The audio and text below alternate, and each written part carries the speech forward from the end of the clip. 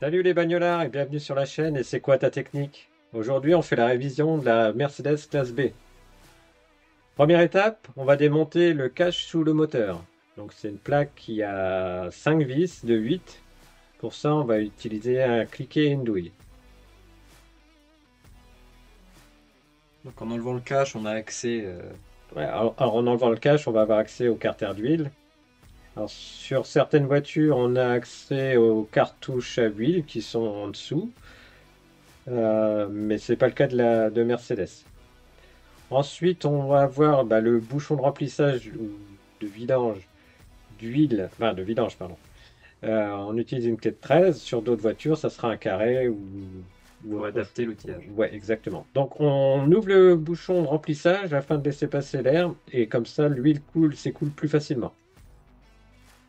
Donc là, on met ça dans un bac à huile, enfin dans un bac, une bassine, hein, si vous avez, ou un bidon.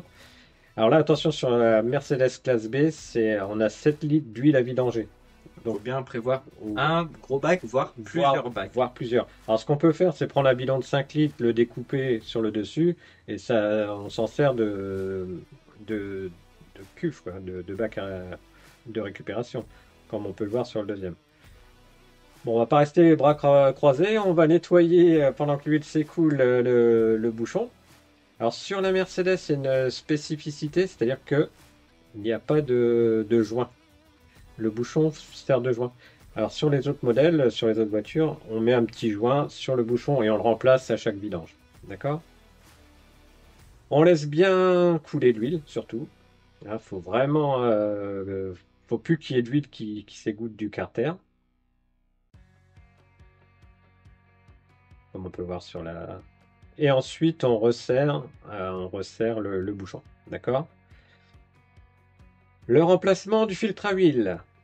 Alors, il y a plusieurs outils qui existent. Ici, c'est une clé à branche, c'est-à-dire qu'on a trois branches qui vont se serrer quand on va dévisser. On a aussi des sangles qu'on pourra utiliser. C'est un système de sangles qu'on vient serrer et, euh, et on serre la cartouche avec. Ça, c'est les cartouches courantes, hein, en ferraille. Mais sur Mercedes, par exemple, là, on utilise cet outil ou une clé à cloche. D'accord? Donc, je vais vous montrer à quoi ça ressemble. Donc voilà, maintenant qu'il a été desserré, on peut l'enlever à la main. Ouais, là, on peut l'enlever à la main.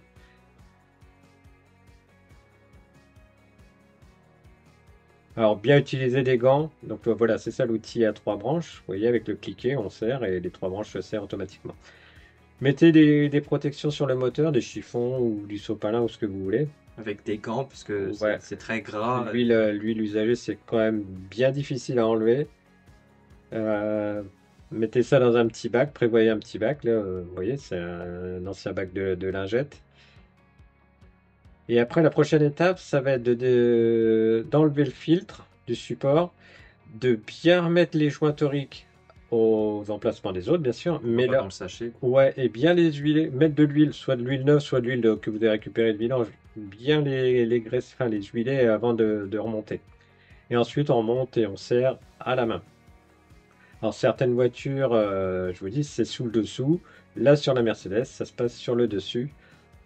Il n'y a rien de compliqué. Ok. Ensuite, on rempote en mettant de l'huile, donc nos 7 fameux 7 litres d'huile. On respecte bien les données constructeurs. Donc ça, vous le retrouvez dans le livret d'entretien. Ici, c'est par exemple MB Approval 231. C'est vraiment les données constructeurs. D'accord? Donc là, on a bien respecté les quantités et les données constructeurs. On remonte le cache de protection. Pour trouver également les données, vous pouvez demander à un vendeur Bien sûr, quand vous allez acheter l'huile vous de allez dans vendeur votre, auto ou voilà, vous allez dans votre centre auto et vous demandez les références. Ensuite, une fois que la voiture est à plat, vous laissez retomber l'huile et vous faites les niveaux.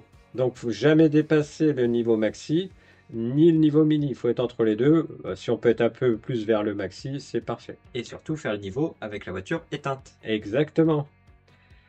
Bon, maintenant, on va passer au changement de filtre à air. Donc, sur la Mercedes classe B, c'est une clé torse de 5 et les vis restent sur le boîtier d'air. Ok, donc là on dévisse, on laisse les vis dessus, on soulève le capot et on récupère le filtre à air. Bon, je vais me transformer en super magicien Regardez la clé, hop, Elle était dans les mains. et hop, je Elle l'ai n'y est plus. C'est facile, non? Bon, il faut réussir à attraper le filtre à air. Hein, Donc là, on prend le filtre à air, on l'enlève. Vous allez voir comment il est sale. Et pourtant, il est changé régulièrement. Bien nettoyer un coup d'aspirateur dans la boîte à air quand le filtre est enlevé. Voici le nouveau filtre. On compare les deux, voir si c'est exactement les mêmes. Là, il n'y a pas de souci. Niveau propreté aussi, que Ouais, c'est pas la même chose. Hein. Voilà. On replace le nouveau filtre à air. On repose le couvercle en faisant bien attention que l'étanchéité soit bien respectée. D'accord? Donc bien plaquer le couvercle.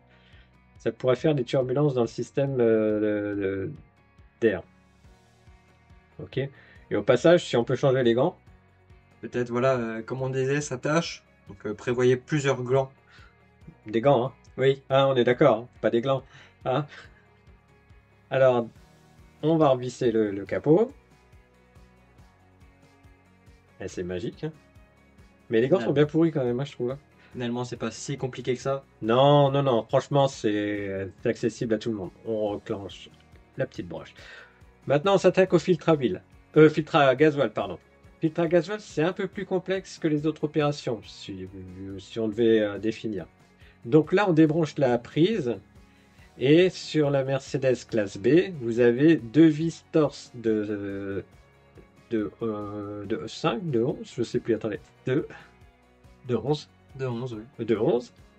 Vous dévissez, vous avez une petite barre là qu'il faut bien faire attention. Enlevez-la, vous dévissez les deux tuyaux d'arrivée, vous remplacez votre filtre et vous le remontez. Donc là, c'est une bride, voilà la petite plaque que j'ai dit. Vous remettez votre petite bride, vous remettez les vis, vous rebranchez vos tuyaux, votre prise électrique. Et après, il y a une procédure toute simple pour réamorcer la voiture. Donc, c'est-à-dire que vous tournez la clé de contact sans démarrer. Donc, vous la mettez sur le contact seulement, d'accord? Et vous n'actionnez pas le démarreur. Vous allez entendre la pompe de gavage s'activer et elle va réamorcer le filtre à gasoil. D'accord? Vous faites l'opération 3 ou 4 fois. Je ne sais pas si j'ai été clair. Oui, si, moi j'ai compris. Si tu as compris, je pense que tout le monde aura compris.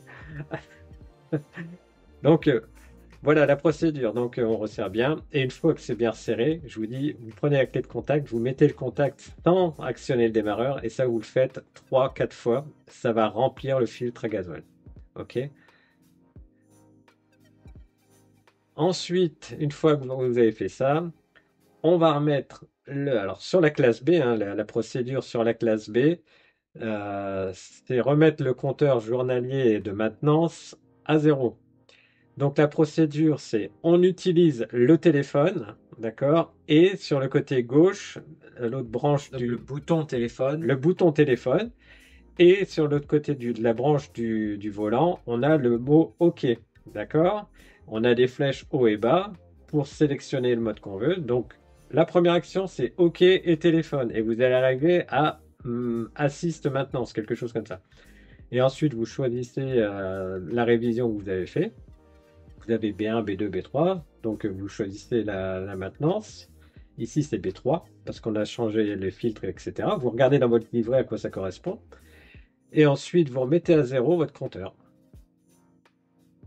Maintenant, si on parle un peu de prix. Donc là, le filtre à air, il est à 18,29 €.